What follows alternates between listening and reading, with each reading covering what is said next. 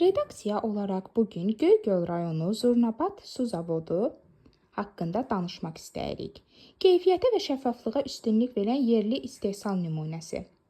Göygöl rayonunun Zurnabad kəndində yerləşən Zurnabad su zavodu regionda keyfiyyətli içməli su istehsalı sahəsində nümunəvi fəaliyyət göstərən müəssisələrdən biridir.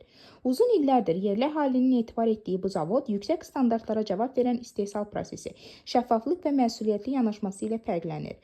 Müəssisədə istehsal olunan içməli su müasir filtrasiya və sterilizasiya sistemlərindən keçərək tam avtomatlaşdırılmış xəttə qablaşdırılır.